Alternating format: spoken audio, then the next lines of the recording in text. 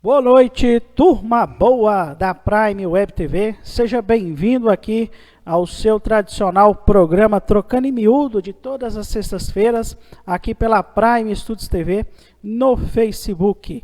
Curta, siga, compartilhe o nosso programa, onde nessa noite a gente tem a honra de receber o economista André Roncaglia, ele que é coautor do livro, né, Brasil, uma economia que não aprende, junto com o professor Paulo Gala, que também, o ano passado, eu tive a grata satisfação de entrevistá-lo. André Roncaglia, seja muito bem-vindo à programação da Prime. Boa noite. Boa noite. Eu agradeço demais o convite. Dou as boas-vindas também a todo mundo que está nos assistindo. Tá. E chamando a galera aí para compartilhar, curtir, comentar. Você pode participar dessa live também, mandando as suas perguntas ou participações, também ajudando aqui a gente nesse debate, aqui na nossa live no Facebook. André, foi aprovada agora no Congresso Nacional, né, foi a passada de boiada aí que o ministro Salles quis dizer naquela reunião ministerial fatídica, né, revelada para a nação, a autonomia do Banco Central, apoiada aí pelo novo presidente da casa, o Arthur Lira. Me conta um pouco aí sobre esse efeito da privatização, da autonomia do Banco Central, perdão, na vida do cidadão comum, na vida do brasileiro assalariado e do trabalhador final. Essa decisão ela chamou muita atenção pela rapidez, né, com que ela foi feita, sem nenhuma discussão, sem passar pelas câmaras especiais, né, as comissões que a Câmara tem para discutir esses temas, em que várias entidades da sociedade civil são chamadas, acadêmicos, todo mundo para discutir, né, o teor. Então acabou, né, sendo aprovado um projeto de lei completamente fora de hora, porque se tem algo que não é prioridade nesse momento é definir se o Banco Central vai ser autônomo operacionalmente ou não. A rigor, o efeito disso sobre a vida das pessoas no curto prazo é nulo, porque o que está acontecendo hoje, o que esse projeto faz, na verdade, é oficializar algo que já vem ocorrendo, pelo menos desde de 99, quando o regime de metas de inflação foi criado. Então, muita gente, inclusive, chegou a dizer isso, que seria a privatização, né, do Banco Central. E, de fato, o projeto ele tem o que eu chamo de uma desigualdade grande, que ele protege o Banco Central de influência do governo, né, do Poder Executivo. Então a ideia é blindar ali a diretoria contra possíveis investidas, até demissões do presidente do Banco Central por parte do governo federal, mas blinda quase nada o Banco Central com relação ao mercado financeiro. E toda a Bíblia dos bancos centrais diz: o Banco Central deve ser protegido igualmente da captura, tanto por políticos populistas quanto da parte do mercado financeiro. Então essa desigualdade na forma como o projeto passou torna esse projeto muito distorcido, mesmo dentro daquilo que se entende por um Banco Central autônomo. E aqui é importante colocar que ele não é um Banco Central independente, tá? Então o projeto não fez isso, ele não tornou o Banco Central independente no sentido de definir as suas próprias metas. O Banco Central ele tem liberdade agora de utilizar os instrumentos que a legislação permite que ele utilize para atingir a meta de inflação. Ele continua sendo dependente, e aí a gente vai tocar um pouco nesse ponto, do Conselho Monetário Nacional, que aí sim é composto 2/3 pelo Poder Executivo, né, o ministro da Fazenda e um secretário dele, ministro da Economia, né, agora, e a outra parte, 1/3, é o presidente do Banco Central. Então, a rigor, assim, a gente não tem, a priori não dá para dizer qual vai ser o efeito da vida das pessoas, porque nada muda imediatamente, vai continuar funcionando do mesmo jeito, e a questão é nos próximos anos, né, e a gente vai ver depois que tiver ciclo eleitoral, tudo, se essa mudança efetivamente vai atenuar o efeito do ciclo político das eleições sobre as taxas de juros e sobre a inflação.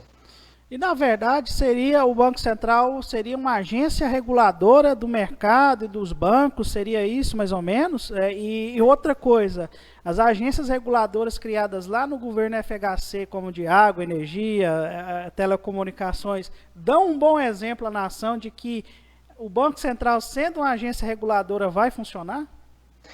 O Banco Central ele já é uma agência reguladora do sistema financeiro, né? Então, eu sempre digo que quando as pessoas ficam bravas com os bancos, né, eu falo assim, a gente tem que ficar bravo com os banqueiros, mas os bancos, o sistema bancário é algo que deve ser de todo mundo, ele precisa funcionar muito bem.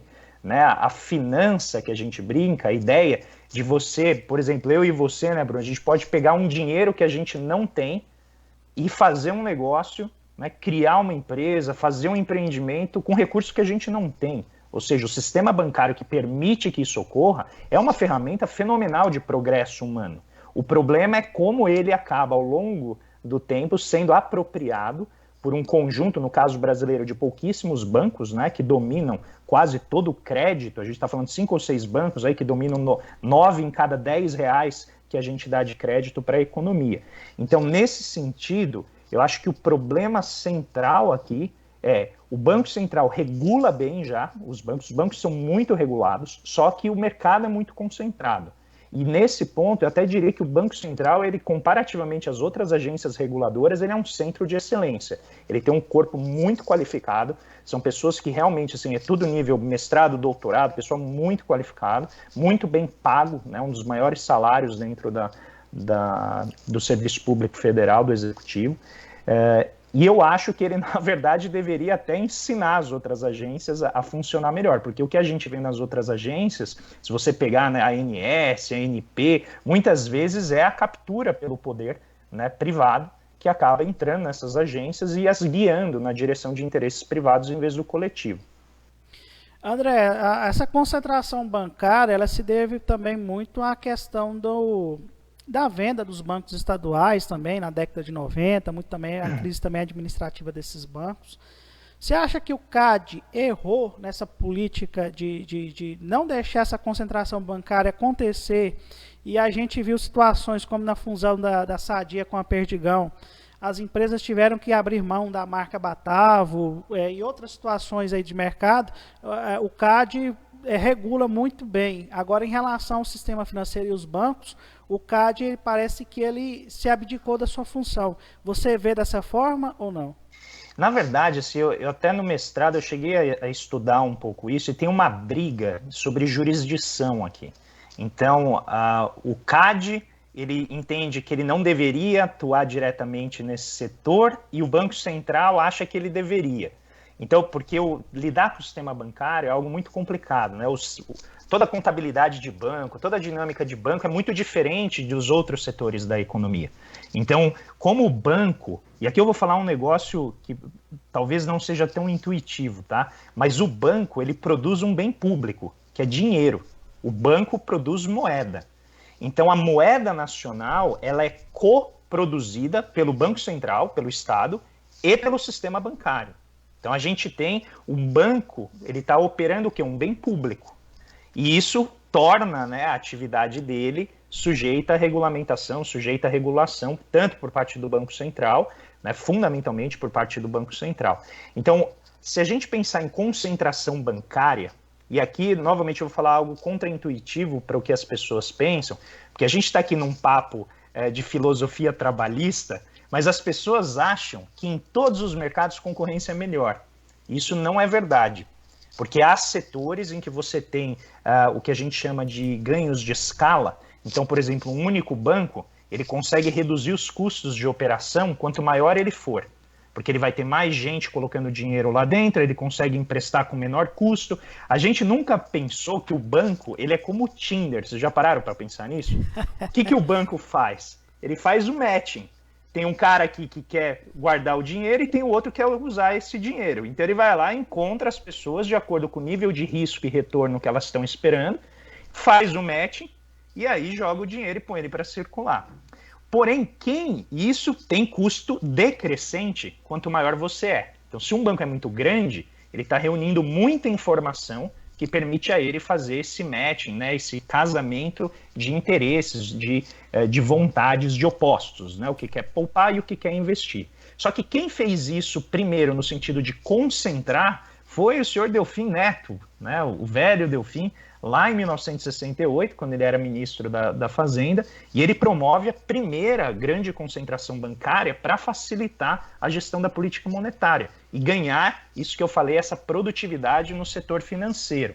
Então, hoje, quando a gente tem cerca de 5, 6 bancos dominando de 85% a 90% do crédito, isso é, primeiro, fruto dessa concentração inicial lá atrás, e depois, como você mencionou, dos anos 90, quando a gente tem uma rapa aí, né, dos bancos públicos estaduais, e a gente tem o Proes e o Proer, e a gente acaba ainda concentrando mais, trazendo inclusive alguns bancos estrangeiros, né? Mas note que o único que sobreviveu mesmo firme foi o Santander, né? Porque os outros bancos estrangeiros têm alguma dificuldade, que eles não conseguem, né, se tornar lucrativos a não ser com algum apoio local. Assim. Então é algo muito interessante que até hoje ninguém nunca conseguiu me explicar, mesmo os especialistas, por que bancos estrangeiros têm dificuldade de prosperar aqui. Então eu acho que a gente está lidando com um sistema que precisa ser muito regulado. Não necessariamente ter mais concorrência, mas ele precisa ser regulado. No caso do sistema bancário, um pouco mais de concorrência ajudaria, né, que é o caso das fintechs agora. E aí o que aconteceu? Quando apareceu essas fintechs oferecendo conta bancária gratuita com transação, né, sem pagar nenhuma tarifa, os bancos rapidamente compraram, né? Então os bancos já estão indo nesse processo de incorporar as fintechs, que é um novo modelo de negócio, e o que a gente vai ter, e é o que eu espero no prazo aí de alguns anos, uma maior concentração bancária, novamente. Só que não necessariamente isso vai criar mais custo para o consumidor, porque o modelo de negócios dos bancos também está mudando. E as cooperativas de crédito, Sicob, Sicredi, você acha que também vão crescer com isso daí? Olha, eu tenho muitas dúvidas de que elas vão crescer porque, como eu falei, esse é um setor de ganhos de escala. Então, quanto maior você é, mais fácil é para você se proteger, né, do avanço dessa tecnologia. É muito difícil saber como essas cooperativas vão reagir em termos tecnológicos. Eu, pelo menos, não tenho acompanhado o avanço delas no sentido de incorporar essa tecnologia. Então, se não houver uma adaptação da parte delas, é bem possível que elas venham assumir. Você estava falando da dificuldade dos bancos estrangeiros aqui no Brasil. Há uma conspiração no ar aí de que o Banco do Brasil está sendo preparado para ser incorporado ao Bank of America. O que você acha disso? É mais uma parte, né, do desmantelamento de todos os nossos recursos estatais de financiamento, né? O Banco do Brasil é o banco mais antigo que nós temos no país, né? Ele chegou junto com a família real aqui. Então, eu acho lamentável a gente abrir mão de agências de fomento, né, simplesmente porque quem está no governo acha que o Estado não deve participar, né, desse setor. E eu tenho amigos que trabalham no Banco do Brasil e eu recebo essas informações, o processo é agressivo, está bem avançado já e a tendência realmente é desmantelar totalmente o banco para vendê-lo. Uma coisa que eu estou percebendo muito, André, eu entrevistei semana passada o presidente da Cooperativa Mista dos Produtores do Sudoeste Goiano, que é a Comigo, que é a 5ª maior cooperativa do Brasil, vai ao ar semana que vem aqui no nosso programa. E eu perguntei para ele se preocupa essa questão da privatização do Banco do Brasil, essa fusão com o Bank of America. Houve um comentário do analista econômico, até agrícola do canal rural, o Miguel Daúde, falando, incentivando o produtor se autofinanciar, se preparar para isso, porque há um indício de redução de financiamento agrícola no futuro, né? E parece que o produtor agrícola, o homem do campo, não está se atentando a isso. E eu senti isso por parte do seu Antônio Chavaglia e eu fiquei bem preocupado com isso. Então, Bruno, mas eu não sei se a aprovação disso é tão fácil, viu? Porque o Banco do Brasil ele tem características também de banco público, né? Então ele tem várias linhas de crédito que só ele pode operar. Então, eles estão lutando para fazer isso, acho que eles estão fazendo tudo o que eles podem para tornar o banco vendável, né, baratinho, com todo aquele argumento, ele não dá lucro, ele agora tem problema, então vamos transferir e tal. Pensa, eles transferiram uma carteira de bilhões de reais de créditos, né? E olha, eu tenho muitos amigos na Faria Lima, tá? Quando ocorreu essa venda dessa carteira de 3 bilhões, um amigo meu que trabalha numa gestora de ativos, ele falou para mim, eu achei muito esquisito. Esse cara que apoiou o Bolsonaro e tal, ele falou assim, não faz sentido vender essa carteira, porque o Banco do Brasil é o melhor recuperador de crédito que tem no país.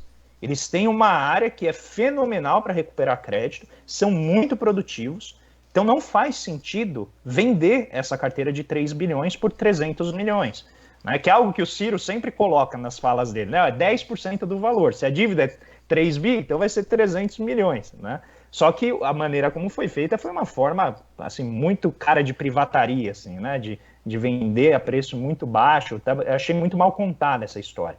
E, novamente, eu estou trazendo o argumento de alguém que é da Faria Lima, né? Que falou, não, o Banco do Brasil faz isso muito bem, não teria por que vender. Então, realmente, assim, eu acho que é um processo de total desmantelamento do banco, de literalmente uma depredação institucional que está acontecendo para poder vendê-lo. Porque a gente sabe, né? O setor privado não tem cancha para comprar grandes coisas estatais, né? Empresas, bancos. Em geral, ele precisa de uma ajudinha ali do BNDES, precisa sempre de algum apoio do capital público, né?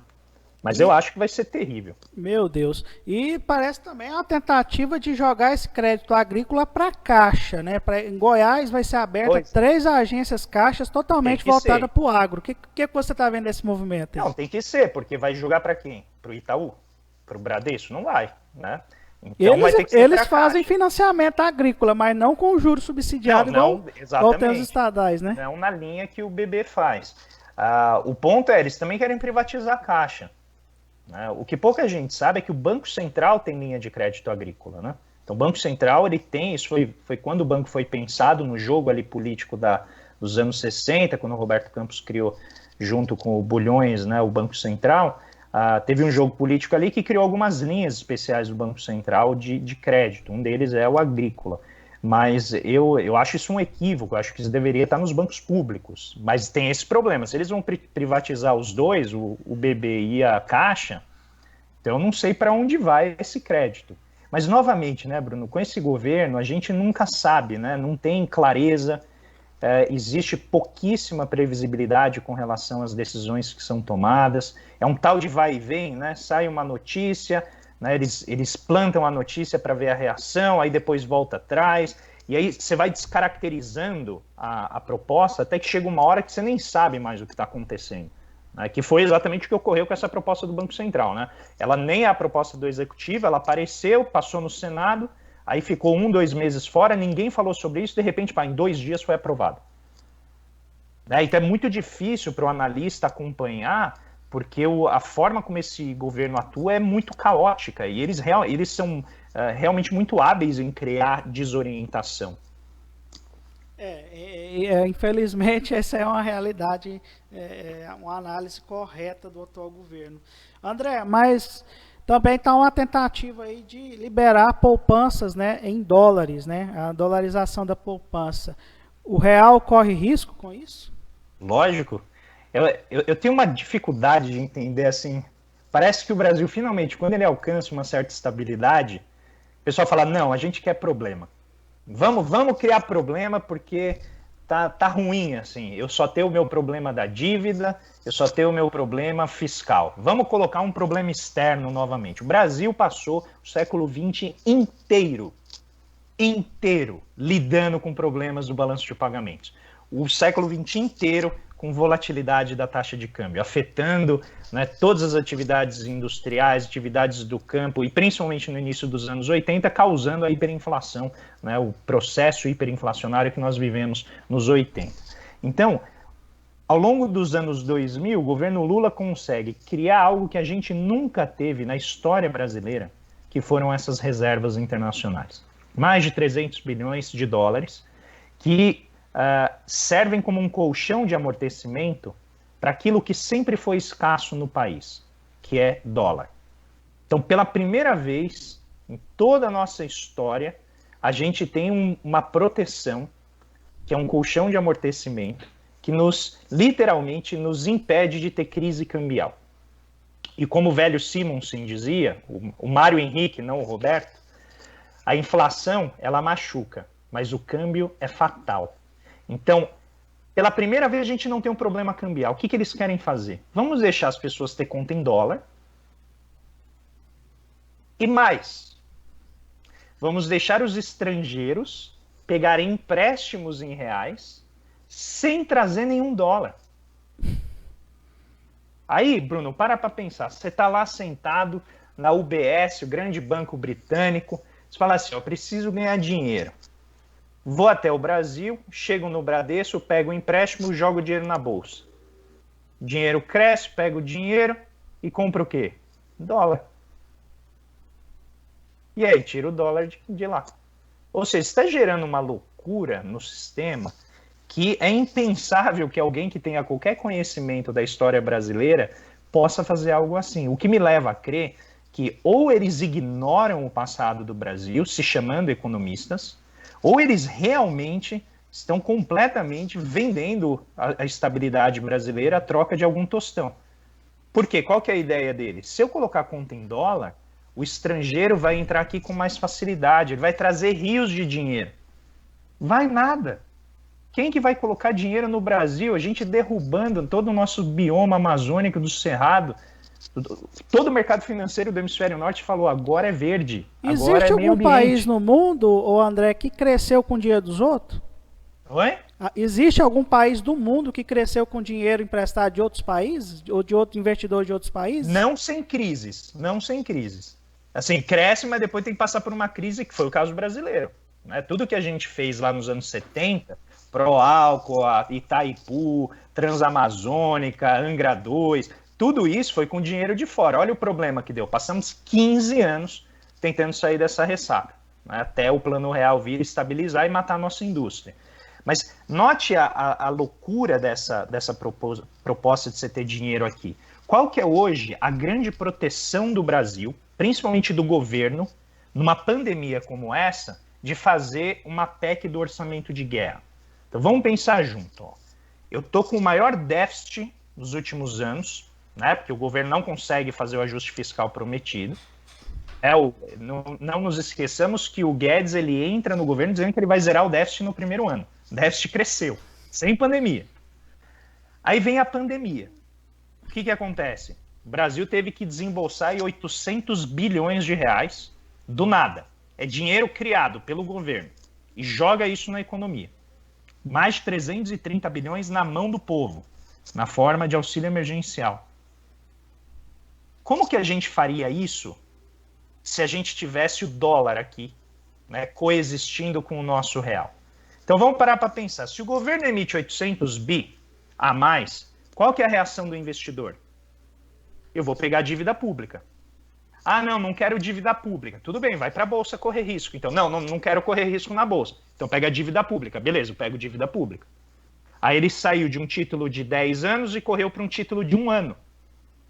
Então, o governo falou, olha, eu posso fazer isso, porque eu imprimo, né, eu emito a moeda e eu emito a minha dívida. Então, eu consigo te devolver o dinheiro que você me emprestou no espaço de 1 ano. Se o dólar está ali do lado disponível, ele não corre para a dívida pública. Ele vai correr para o dólar.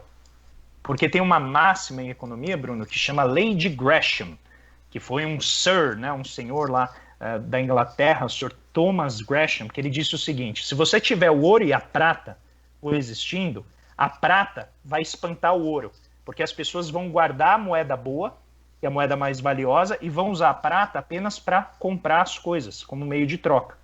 O que você acha que vai acontecer? As pessoas vão pegar o dinheiro e vão comprar dólar, e vão deixar guardadinho.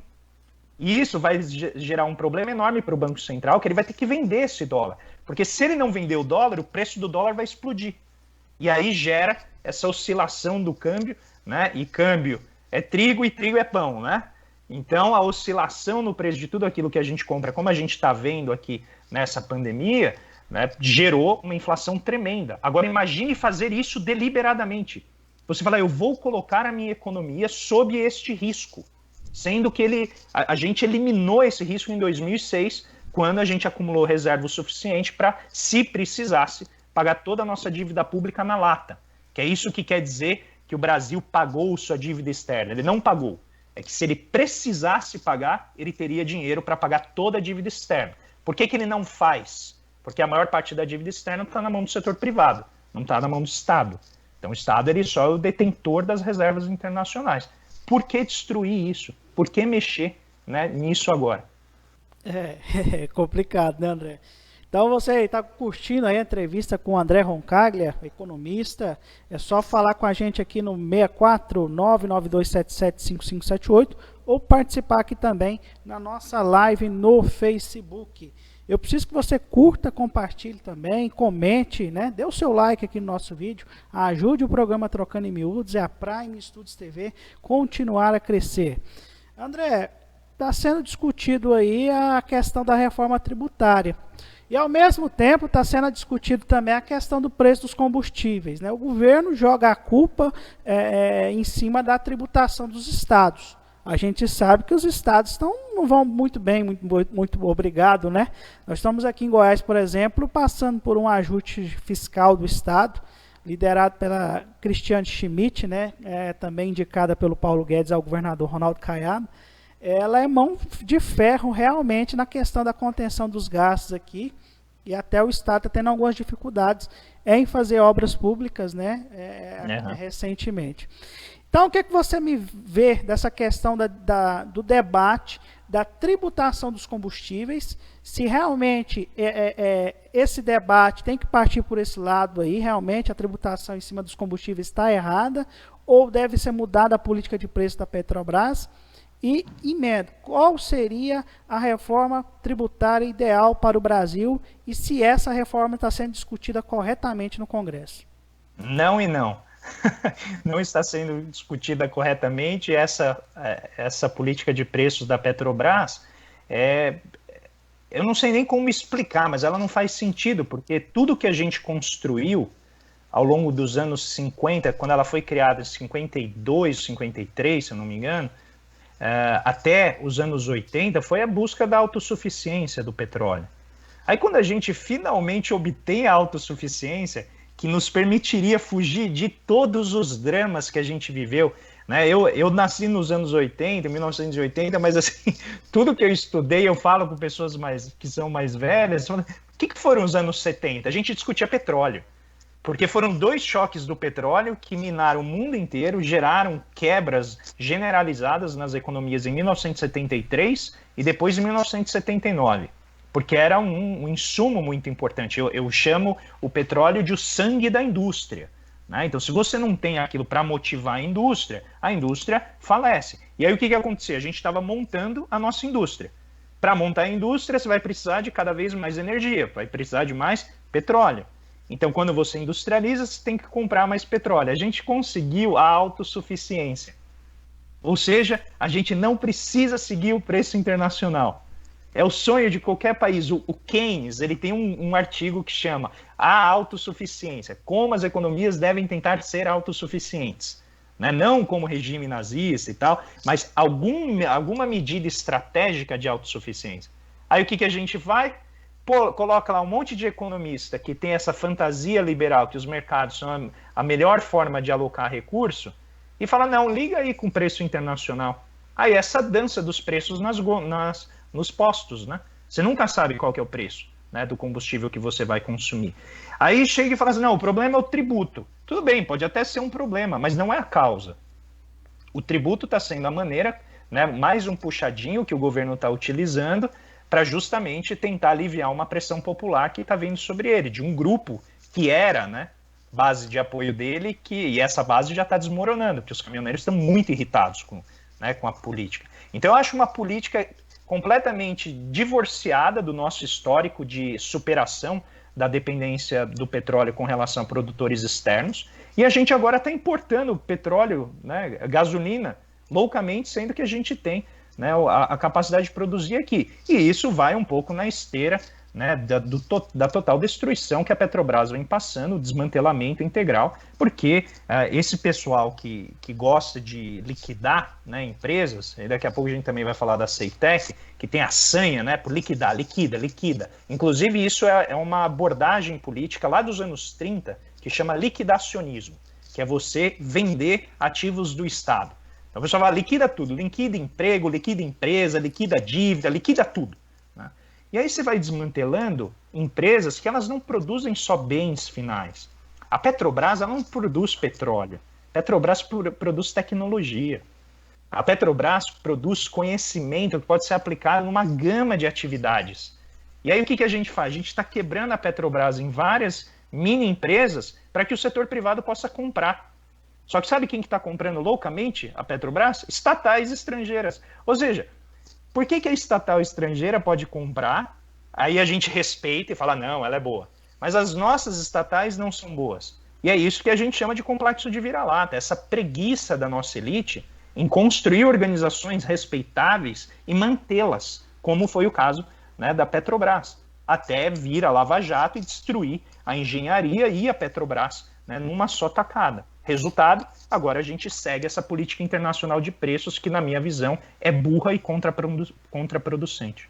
E enfatizando essa questão de estatais estrangeiras pegando as estatais brasileiras, nós tínhamos a Companhia Estadual de Energia Elétrica, que era a Celg, aqui em Goiás, a italiana, né, a estatal italiana Enel, né, compra a Celg, e o povo goiano sente saudade da antiga Celg, hein, porque a Enel, ela é malvada, ela é cruel, e quando ela quer aplicar sanções em cima do consumidor, é multa pesada. Sim, e não pesa a mão, não tem diálogo, não tem contato.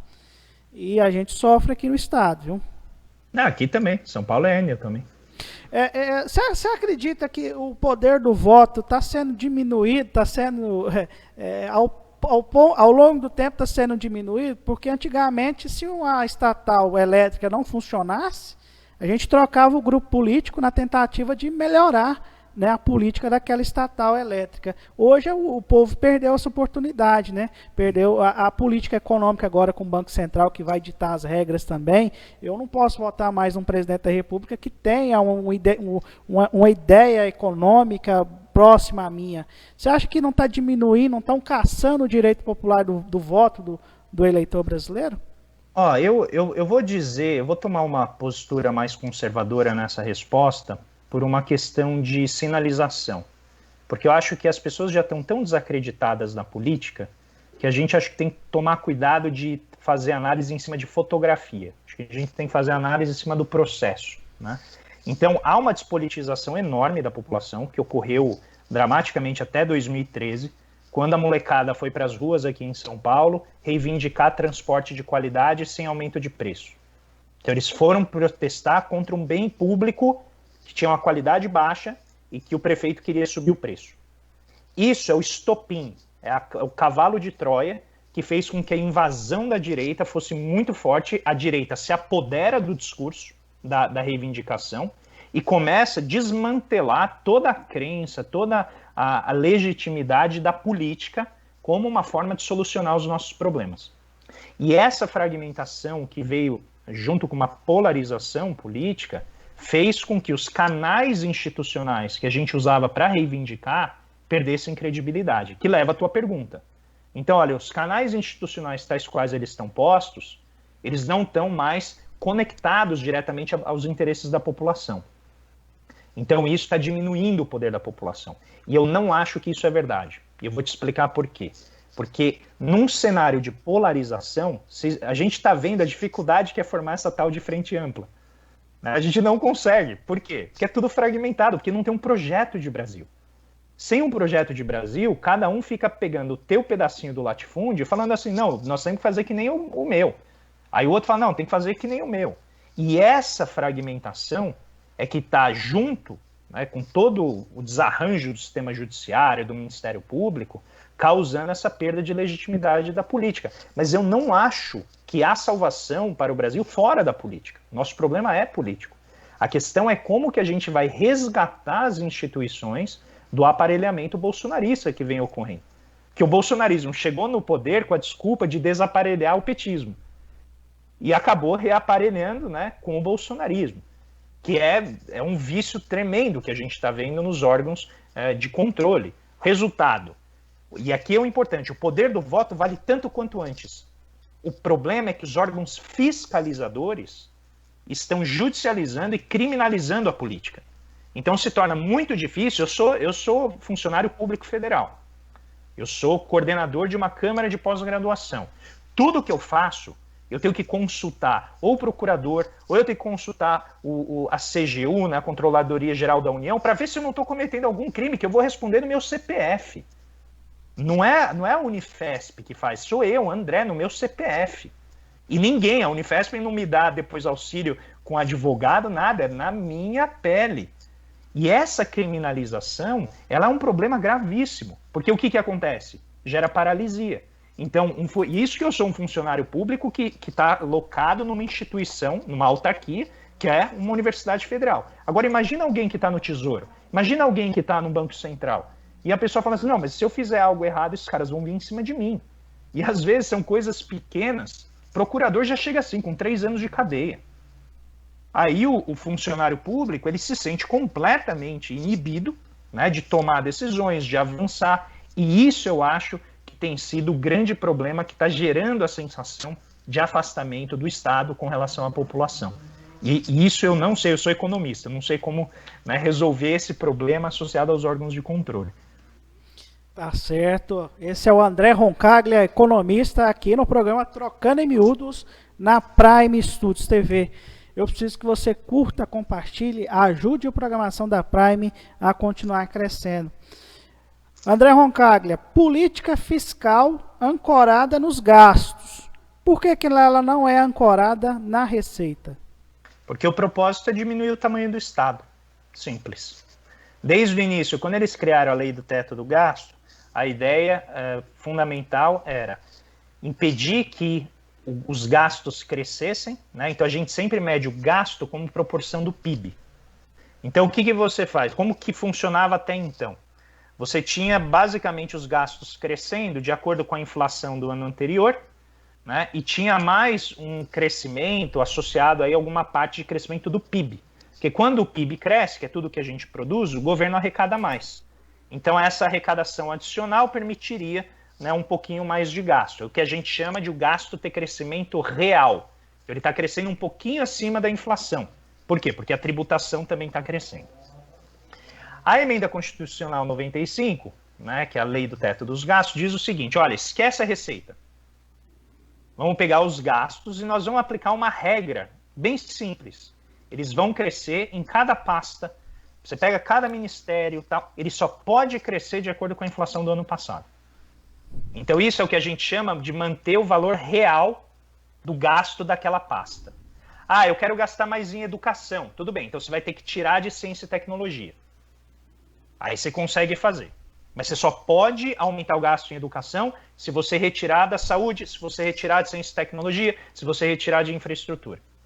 Mas quando você olha o gasto agregado, o que ele está fazendo? Ele está caindo.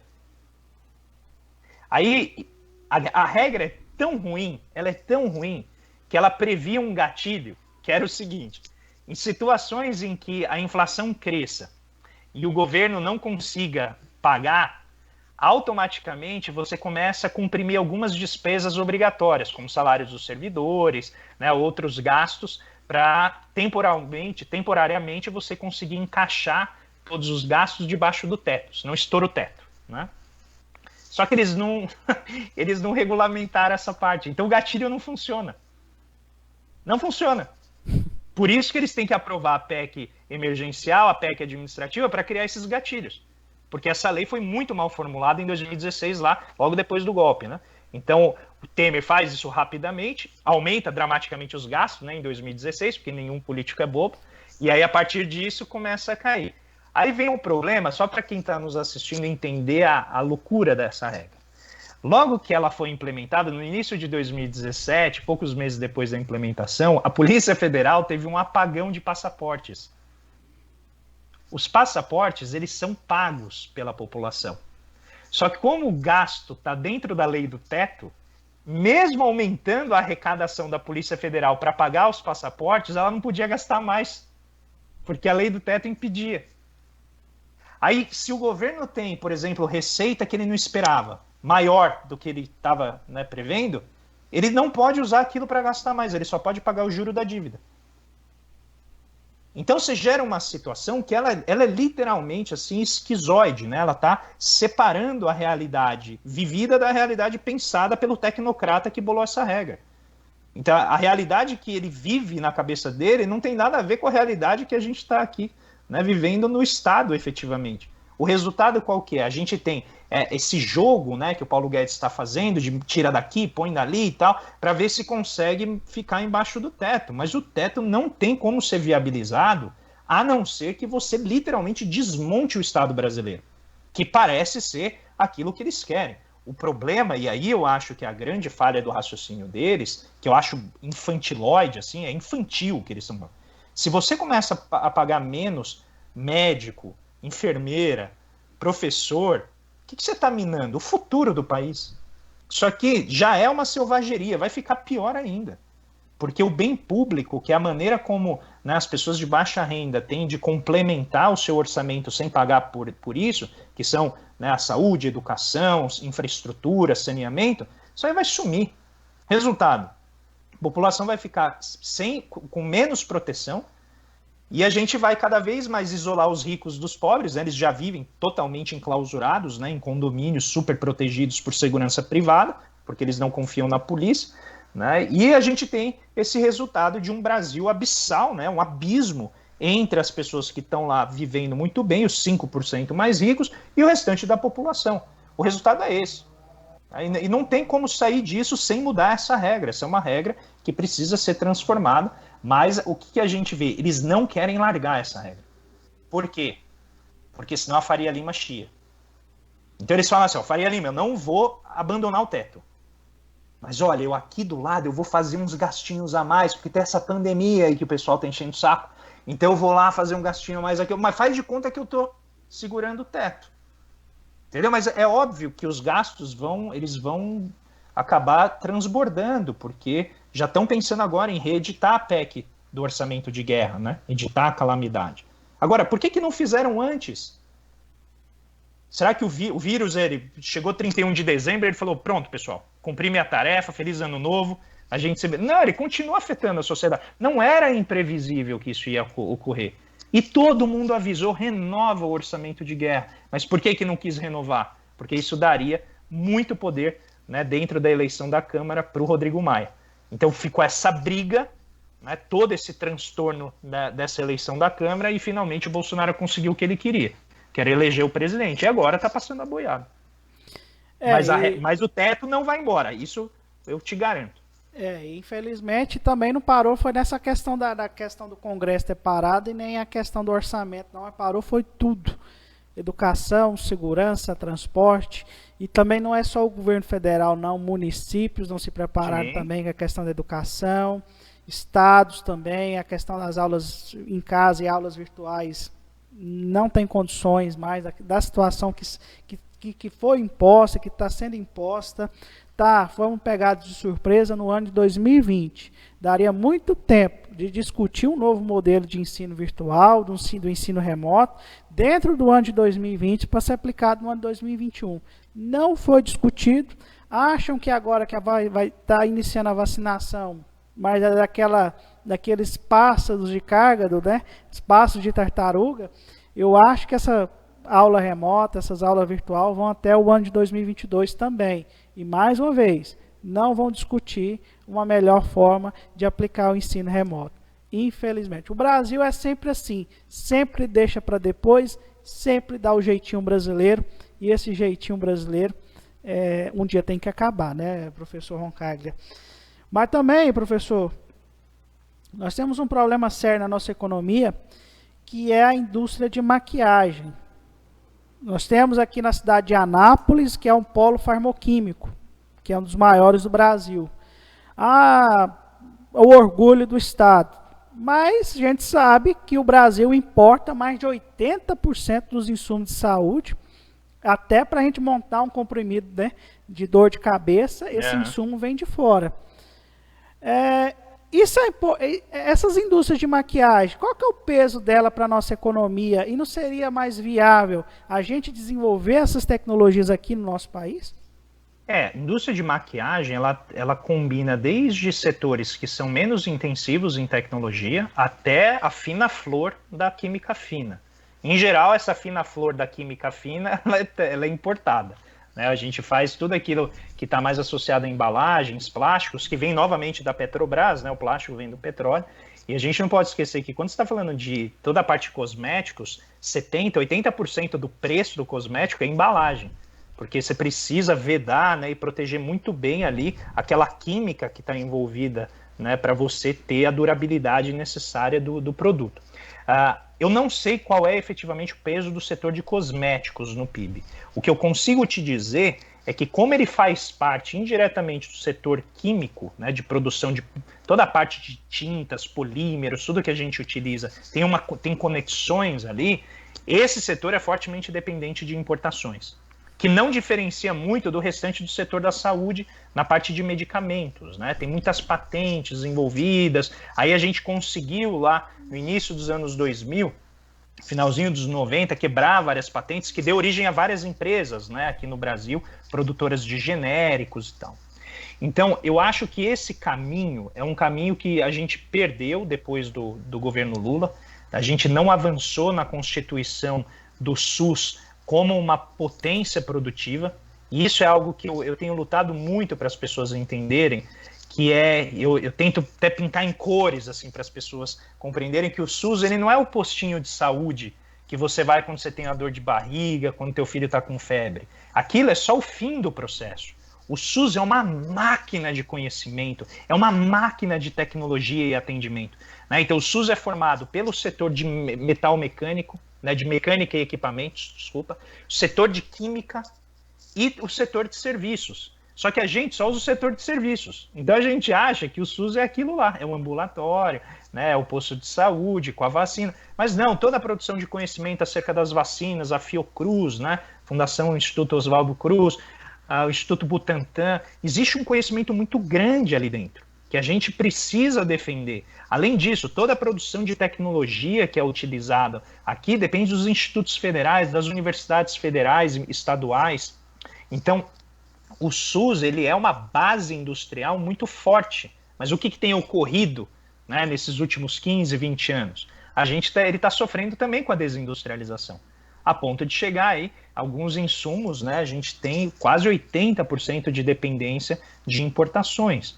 O resultado é que tudo que é mais elaborado, que poderia dar emprego para mais gente, eu sempre brinco assim que o SUS é a chance do filho da empregada doméstica de não seguir o rumo da mãe ou do pai, que trabalha em serviço de baixo conteúdo agregado. Se você consegue oferecer educação universitária para essa criança eventualmente trabalhar como cientista, trabalhar como enfermeiro, como médico, você quebra esse ciclo, né, do serviço de baixa qualidade. A gente não pode esquecer que quando o Brasil fez a reforma cambial e monetária lá com o Plano Real, a gente controlou a inflação à custa de destruir a indústria.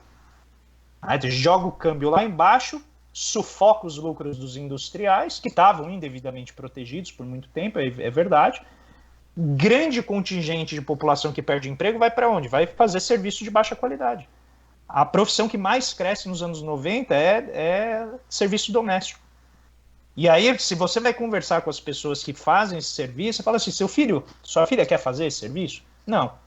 Mas tem que encontrar um lugar para pôr essa pessoa. E aí eu acho que esses complexos industriais são o caminho para a gente fazer, mas não vai pela força do mercado.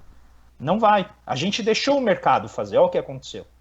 Desmantelou todo o SUS, desmantelou toda a nossa cadeia de agroindústria, que 70% dos fertilizantes são importados.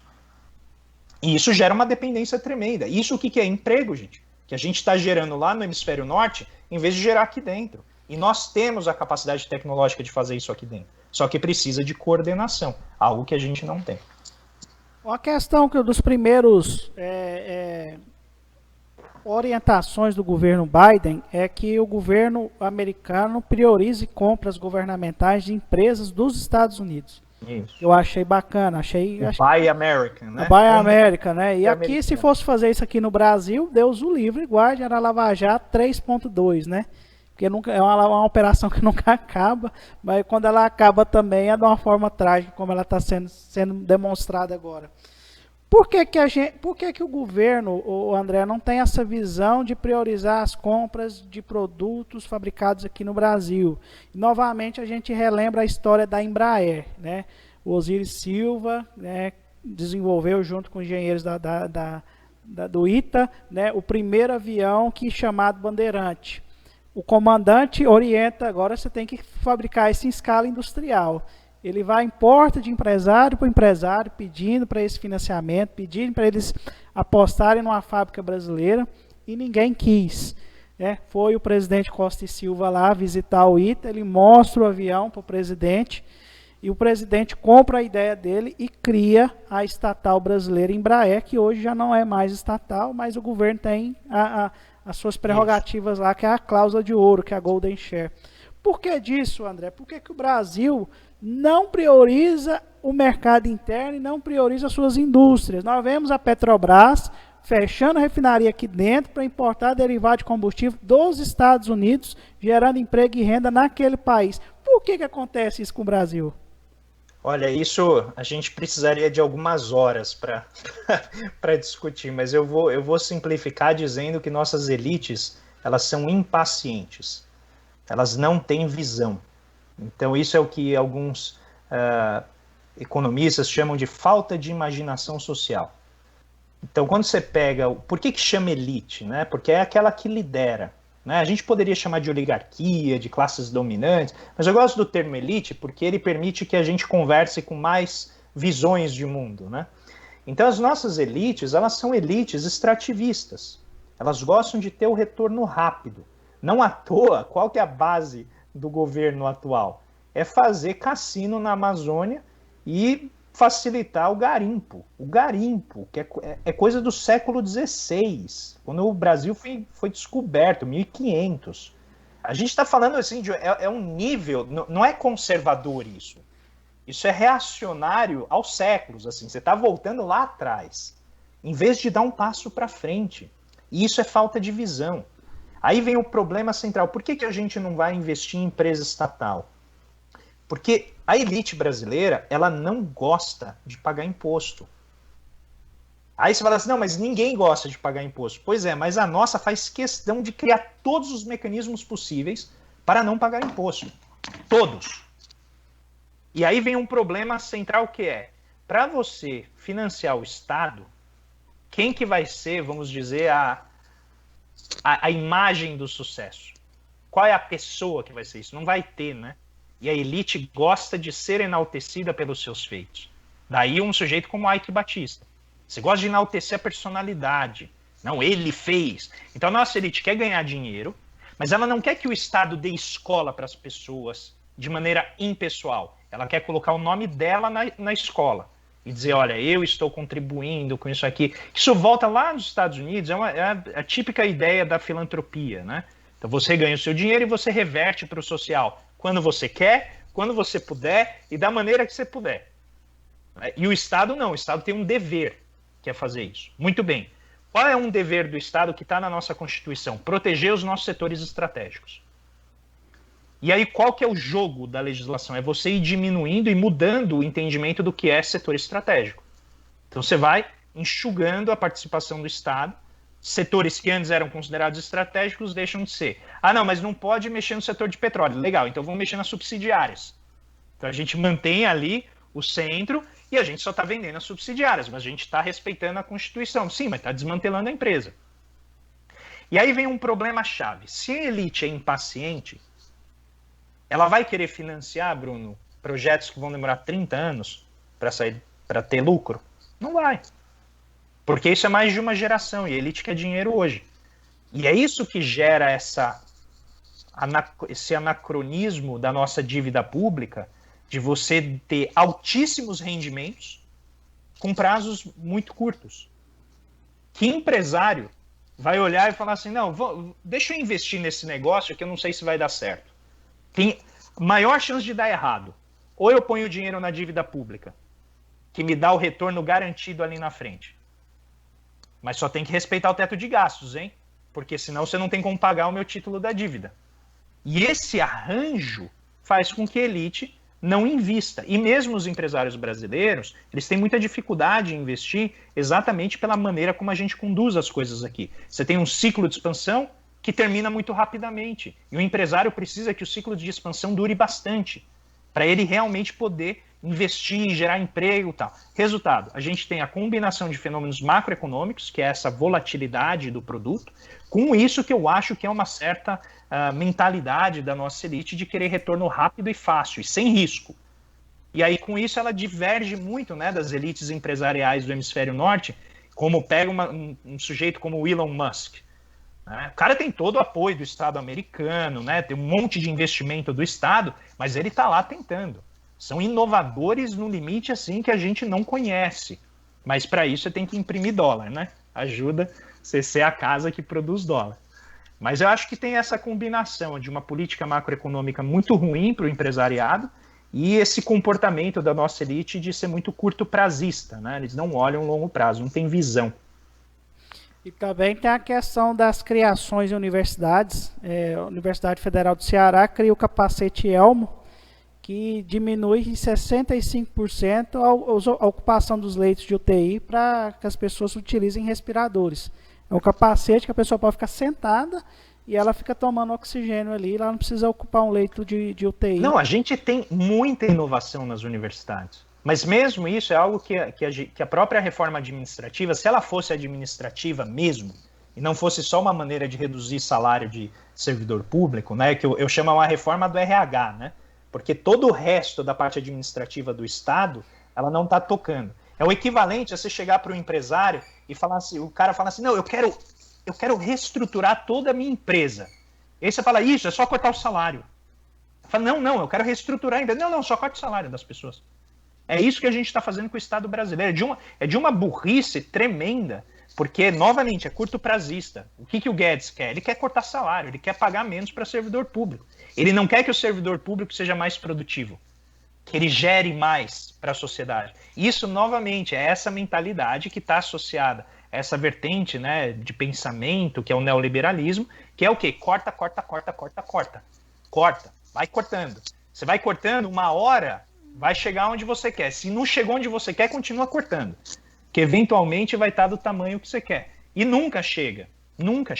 O resultado que a gente vê, qual que é? Diminuir a qualidade dos serviços prestados, diminuir a qualidade daquilo que o próprio Estado consegue fazer com as suas autarquias, e aí isso gera exatamente a desculpa que eles queriam para vender.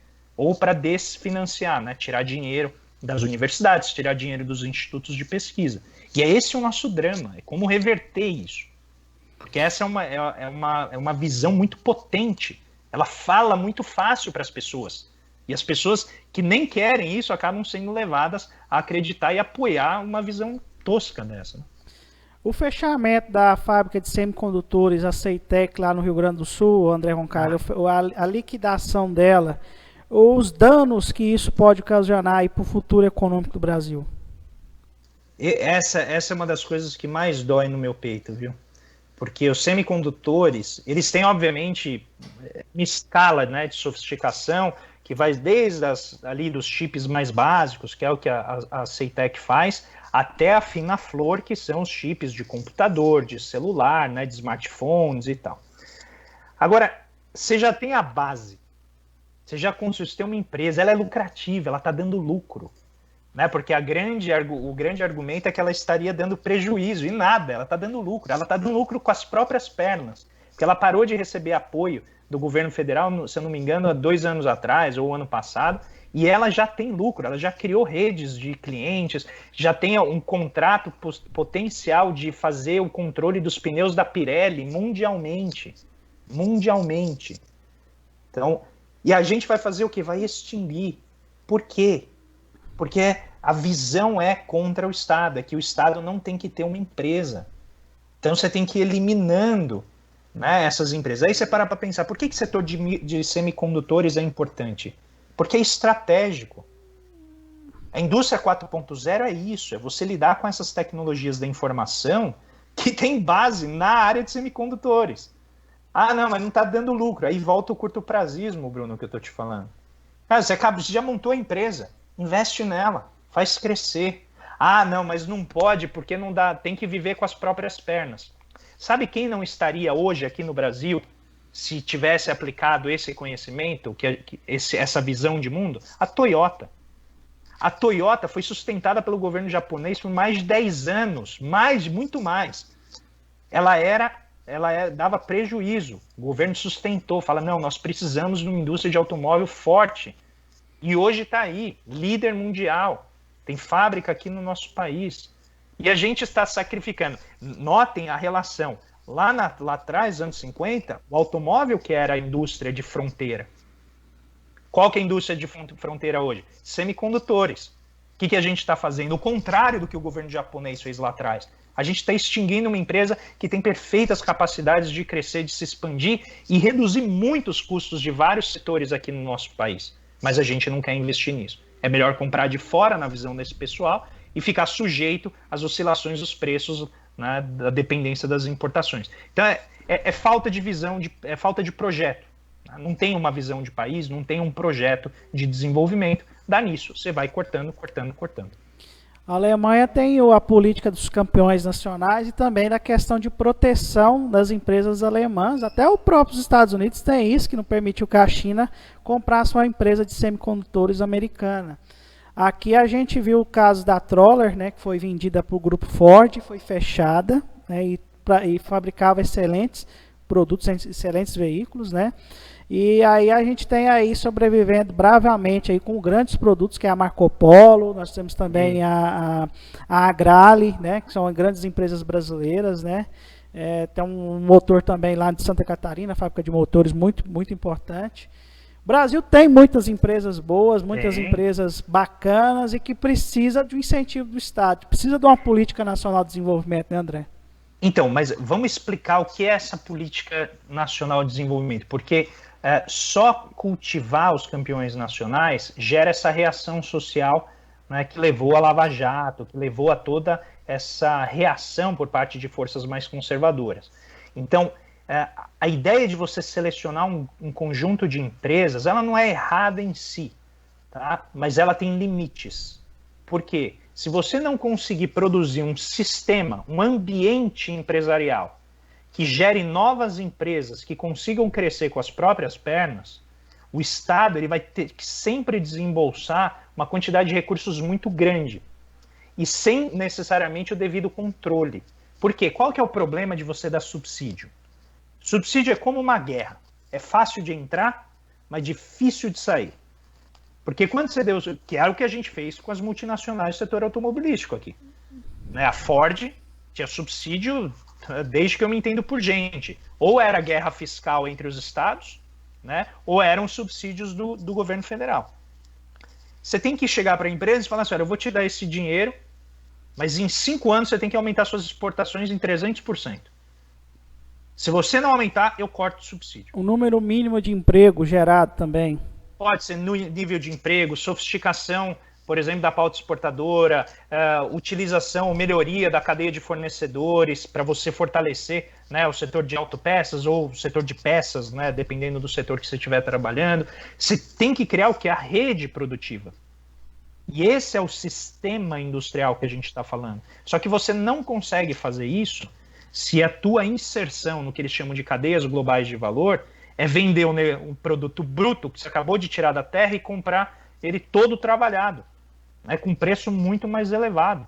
E aí a gente sempre, eu e o Paulo, a gente brinca bastante, tem até um capítulo aqui, né, no nosso livro Brasil, uma economia que não aprende, a gente fala do café. A gente vende o café, ali, se eu não me engano, é cerca de $400 a saca, e compra o mesmo café trabalhado nas cápsulas por $400 o quilo. Ainda vem com a marquinha aí da café da Colômbia. Você entende? O café da Alemanha. A gente vende um negócio 60 vezes mais barato para comprá-lo 60 vezes mais caro. Né? O petróleo é assim, né? Os derivados de petróleo agora. Sim. Você tá se sujeitando ao que ocorre lá fora, quando você deveria se proteger. Né? Então, a falta de pensar um sistema que seja amigável à inovação, que seja amigável ao investimento, ele não vai vir apenas pela força espontânea do mercado. Porque o mercado ele tem um problema. O mercado é gente, certo? E é gente miúda, pouca gente resolvendo seus próprios problemas. O mercado ele não resolve o problema do todo. Porque ele não está preocupado com o todo, ele está preocupado com algo que está ocorrendo ali na unidade. Por isso que gera poluição, por isso que gera desmatamento, por isso que gera, né, depredação ambiental, porque ele está apenas preocupado com o funcionamento daquela empresa, daquela corporação. Você precisa ter algo que olhe o todo e modere e direcione o comportamento da unidade para onde a sociedade precisa. E esse é o papel do Estado. Só que o Estado, infelizmente, nos últimos anos, vem perdendo, né, essa legitimidade, pelo menos no nível das ideias, aqui no Brasil, e vem perdendo apoio social para fazer isso. Mas eu espero que a gente chegando no fundo do poço, como a gente parece estar se encaminhando, a sociedade acorde para o que você falou agora no início da sua pergunta. Né? Se o Joe Biden está fazendo isso e falando assim, compre dos americanos apenas empresas nacionais, por que a gente não pode fazer? Ah, não, é porque eles lá fazem melhor. Vai ver os dados. As empresas todas improdutivas. Eles protegem um monte de fazendeiro improdutivo. Porque é o que? É estratégico para eles. Mas aqui não. Parece que quando desce, passa pelo Oceano Atlântico, alguma coisa se perde nessas ideias de falar, não, deixa tudo na mão do mercado. Que é de uma tolice tremenda. André, eu gostaria de agradecer você pela disponibilidade de estar aqui com a gente nessa noite. Avisar, eu acompanho você, acompanho suas lives, assisto também muito Paulo Gala, estou naqueles grupos onde o Paulo Gala faz aqueles comentários econômicos, as salas da economia. Gosto muito dos comentários dele, né? Isso me baseio muito nos comentários de vocês dois, para criar também minhas participações em podcasts, que eu faço no WhatsApp, também mando em algumas rádios aqui na cidade. E dizer que você ajuda, né, o Brasil a pensar, o Brasil a refletir e sábias são as vozes e são as pessoas que saibam te ouvir, que saibam te escutar, e te agradecer como brasileiro pelas suas análises claras, né, não muito complexas, né, não fala aquele economês, né, burocrático, e que dá para a gente entender muito bem, gostar de economia, acompanhar a economia assim como um personagem, né, que a gente é como consumidor, a gente é um personagem muito ativo nessa história aí, que é a economia, né, que acaba sendo uma história muito complexa, mas que a gente acaba vivendo no nosso dia a dia, indo ao supermercado, indo ao posto de gasolina. E agradecer você aqui pela participação do nosso programa e peço que você despeça do nosso público. Maravilha, eu agradeço muito, Bruno, pelo convite, fiquei muito feliz de vir aqui. A tentativa é sempre essa, né? A gente conseguir simplificar o palavreado sem tirar a complexidade da análise. Então, como professor, o meu papel é sempre dizer assim, olha, se eu simplificar demais, você não vai entender o problema do jeito que ele é. Mas a gente tenta aqui, né, dar um pouquinho mais de acesso, mas as ideias vão entrando aos poucos. Então eu agradeço demais a oportunidade, é sempre uma boa forma de a gente treinar, de passar a mensagem, né, para fortalecer aí o público, né, que quer a mudança, que quer melhorar e que quer um Brasil melhor, independentemente de como se chegar lá. Eu acho que quando a gente conseguir centrar as ideias no tipo de Brasil que a gente quer, eu acho que a gente consegue trabalhar, negociar melhor as forças para conseguir chegar lá. E o meu propósito é esse, tentar pegar o que a gente tem de comum com as diferentes forças e construir um projeto nacional de desenvolvimento. Então eu agradeço demais a quem nos acompanhou e agradeço muito ao Trocando em Miúdos, representado aqui por você, pelo convite, e fico à disposição. Tá certo, esse aí foi o professor e economista André Roncaglia, aqui no programa Trocando em Miúdos, tradicional das noites de sexta-feira, aqui na Prime Studios TV. Gostou? Curtiu? Curta, compartilhe, ajude a programação da Prime a continuar sempre crescer. Eu preciso do seu like, eu preciso do seu comentário, ajude esse programa a continuar a crescer. Sexta-feira que vem, entrevistas de sucesso, entrevista com o presidente da 5ª maior cooperativa agrícola do Brasil, que é o senhor Antônio Chavaglia.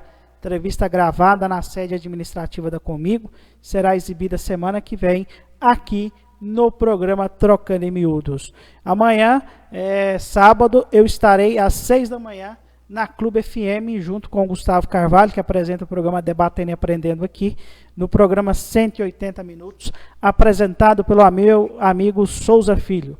Às 6 da manhã até às 9 da manhã, 180 minutos, na Rádio Clube FM da cidade de Rio Verde, Goiás. Siga minhas redes sociais, página no Facebook, Prime Studios TV, que aqui é da nossa página, também a minha página, que é a Trocando em Miúdos, também com Bruno Marques, no Facebook, no Instagram também, Trocando em Miúdos 12, Bruno Marques também no Instagram, e também o meu canal no YouTube, que é Trocando em Miúdos, com Bruno Marques. Se inscreva no nosso canal no YouTube, que você vai encontrar essa e outras excelentes entrevistas que passaram aqui pela Prime Studios TV. Eu volto sexta-feira que vem com Antônio Chavaglia. Forte abraço, turma boa da Prime Web TV. Boa sorte.